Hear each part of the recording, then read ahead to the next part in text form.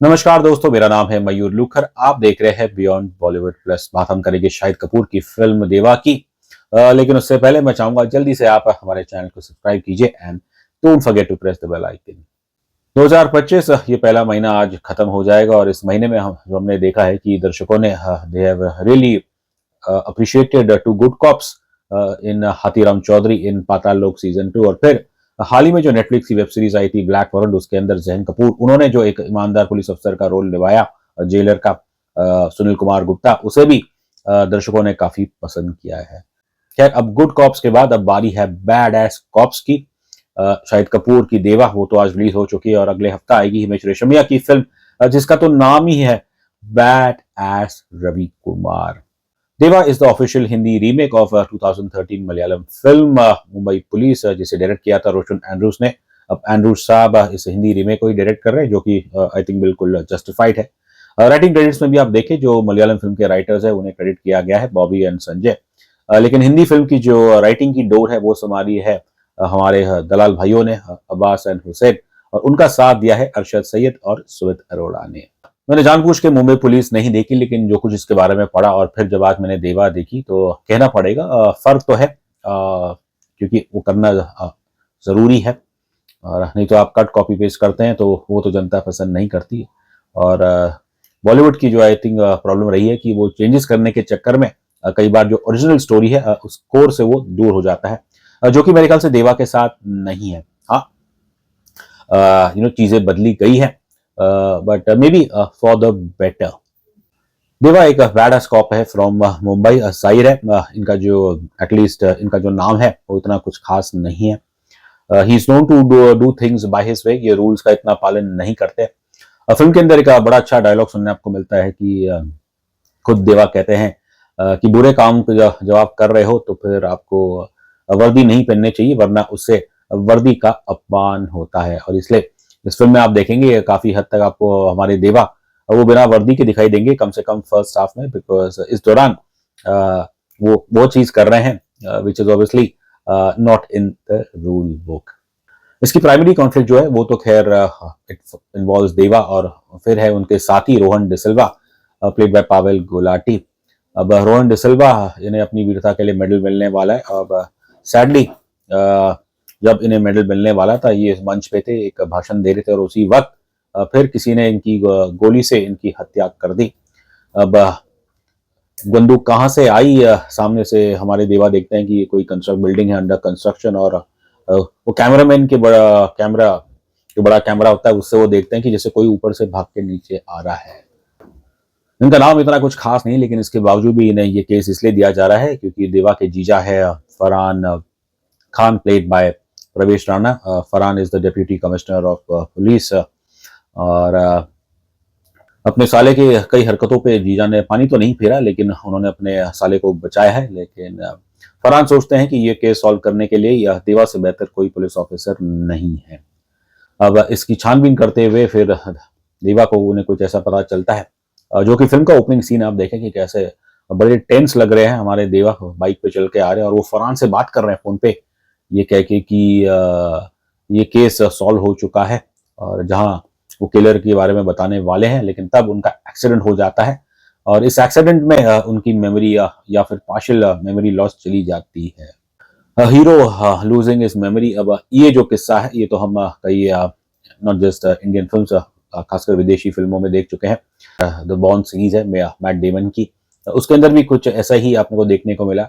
जो primary character है वो तो खैर उसकी यादाश्त जाती है, फिर उसके बाद उसे कुछ पता नहीं होता कि वो कौन है। And as it turns out he was a CIA agent. यहाँ हमारे कोई सीआईए एजेंट तो या आईबी एजेंट तो नहीं, लेकिन देवा तो बस एक पुलिस ऑफिसर है। चलिए, ये ट्रोप तो पुराना है और मैं ये नहीं कहूंगा कि देवा में आपको बॉर्न की कुछ झलक दिखेगी, लेकिन हाँ एक हल्का हल्का सा नॉस्टैल्जिया जरूर है। इस किरदार का अगर मैं विश्लेषण करूं, देवा का नाम तो है इनका देव, लेकिन इनमें ऑब्वियसली कोई देव जैसी बात नहीं है शुरू में। बेसिकली दिस कैरेक्टर इसके आपको दो रूप देखने को मिलेंगे।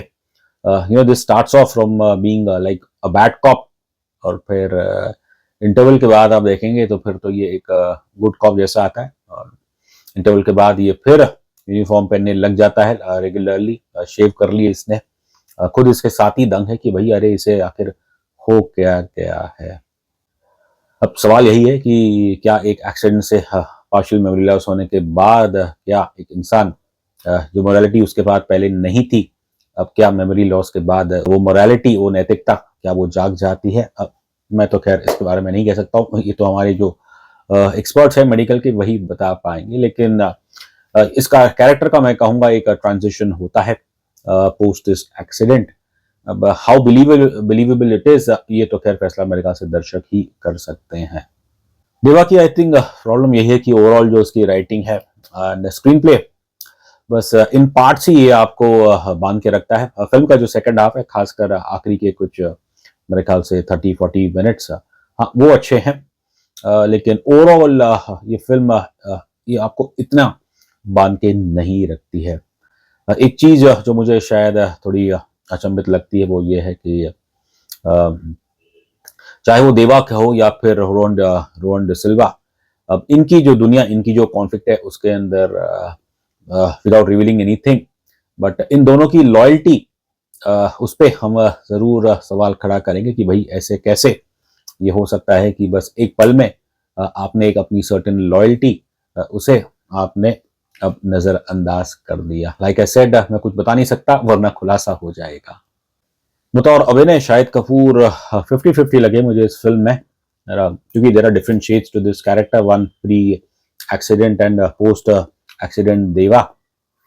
जो प्री एक्सीडेंट वाला देवा है वो तो एंटी हीरो है, बैड एस कॉप है, अब जिसे कम से कम शाहिद कपूर के चाहने वाले शायद पसंद करेंगे। And the good thing is ये दौर है ही एंटी हीरो का। लेकिन अगर आप ईमानदारी में विश्वास करते हैं तो फिर ये किरदार आपको इतना आकर्षित नहीं करेगा।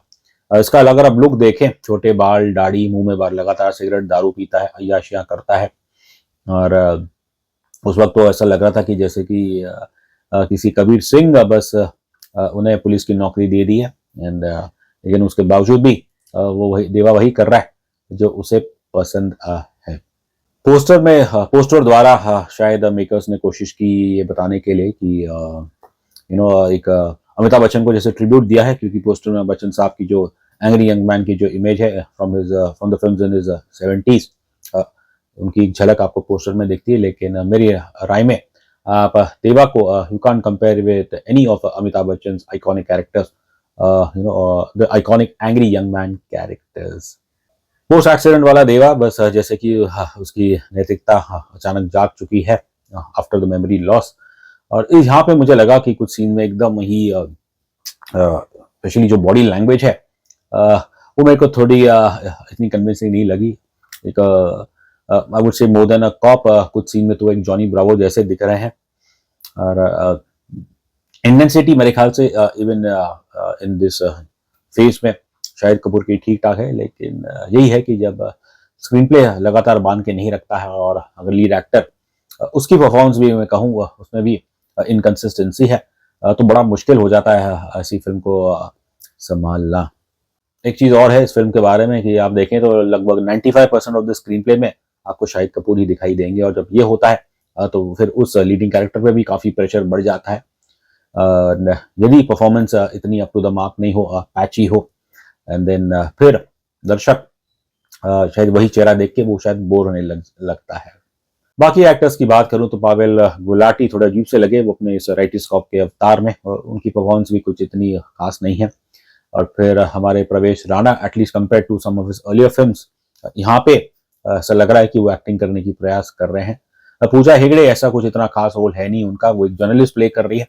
अब हैरान की बात यह है कि फिल्म की शुरुआत में आप देखिए कि कैसे वो एक आर्टिकल छापती है about police brutality with obviously हमारे Dev, he is the centre of attraction है। अब देव को नहीं पता ये आर्टिकल किसने लिखा, लेकिन वो पहुंच जाते हैं इस अखबार के ऑफिस और वहां जाके एक ऑफिशियल को असॉल्ट करते हैं। बताइए बतौर मीडिया पर्सन क्या कोई ऐसे दृश्य को पसंद करेगा? एक वक्त तो लग रहा था कि शायद there might be much more to Pooja Hegde's character than it meets the eye, लेकिन ऐसा हुआ नहीं।